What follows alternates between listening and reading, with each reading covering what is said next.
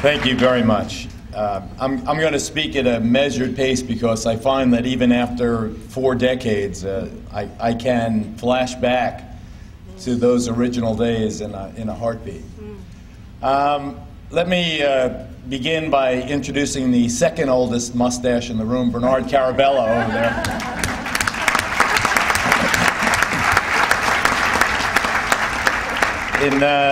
In many ways, we're brothers from another mother or twins separated at birth. Our stories are so intertwined that I sometimes think about karma and fate and how things work out.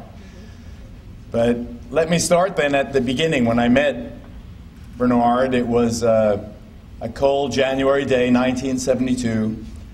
And I had gotten a call from a couple of activist doctors I had worked with at a public health hospital on Staten Island. They were representing or standing up for, or advocating the rights of Native American nurses who were recruited off the reservations to work in federal public health hospitals, and then were paid at a wage that was about 60% the going wage, the 60% the wage of any other LPN that was working at that facility. And the doctors were in those heady times of social consciousness that I hope we're returning to. The doctors called me, and I did that story. I established that contact. Those doctors later went to work at a place I had never heard of, the Willowbrook State School. And the call I got from Dr. Michael Wilkins, Dr. Bill Bronston, and social worker Elizabeth Lee was essentially, you've got to see this to believe it, that conditions here are appalling. The state of New York, a much different administration than the Patterson administration, was Nelson Rockefeller was the governor then, had just cut the budget by $20 million, and $20 million in 1972 was an awful lot of money. It gutted, basically, services for people with developmental disabilities. So I, as Phil says, and you know, Phil and my wife have the same last name, so I think that we're kind of related by marriage now also. I went out there to do a story. It was not an emotional commitment because I didn't know. I had never seen the inside of an institution. It was something that was absolutely new to me. I didn't in my own family experience. Even though it's a vast family, and I'm sure that there are people with various levels of performance in life and all the rest of that, it was something I just never, ever focused on. A long-haired young lawyer, filled with my own vigor, the beginning of my career as a local newsman. This cold January day, I go first to a diner on Staten Island, and I met Bernard, who at the age, he was 21 years old. I forget when his birthday was, but he was 21 years old, and so he could sign out of Willowbrook.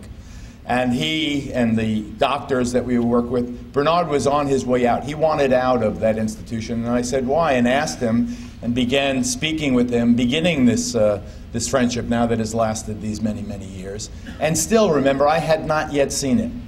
I had not yet seen the reality myself, and so many of you are younger even than 1972, and so it's hard to put your arms around what I saw. They gave me a key that they had secreted out of the facility, a key to building number 6, the B ward.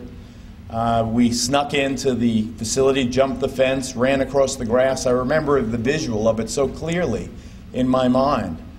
Used the purloined key, opened the door, and everything Bernard had said was such an understatement.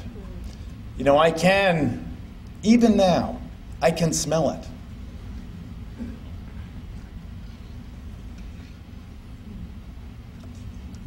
Even now I can picture every one of the people in that ward. 60, 70 of them, mostly very young people, adolescents, early teens, many of them not wearing any clothes, unattended,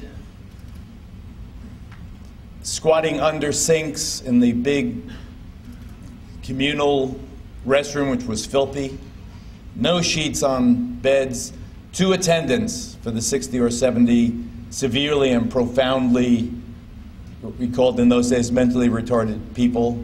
And I'm sure that many of them, that diagnosis didn't apply either. And what the hell is Bernard Carabello doing in Willowbrook? He has cerebral palsy.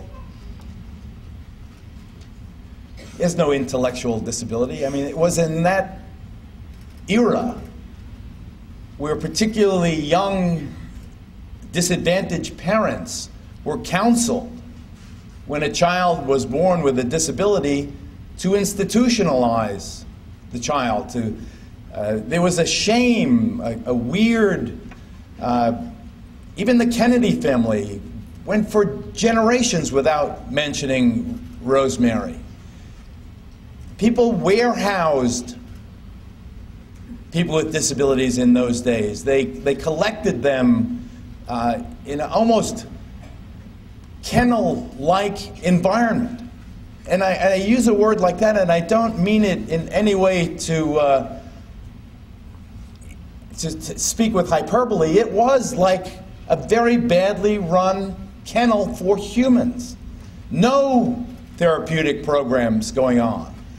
Children fed in a mass-produced assembly line where there was this oatmeal kind of gruel that liked the smell. I still remember so vividly. And the child, Pavlovian-like, were like birds, and they opened their mouths as the attendant walked past and shoveled in this gruel, this oatmeal stuff, and then went on to the next one.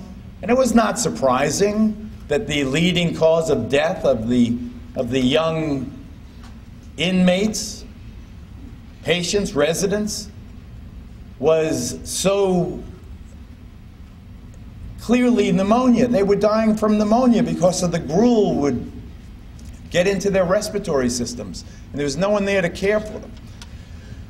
It was something that shook me to my core. It was something that affected me more deeply than anything ever has. And in many, many ways, when I look at my 40 years in television news and broadcasting, in many ways the whole rest of my life has been a follow-up to that day.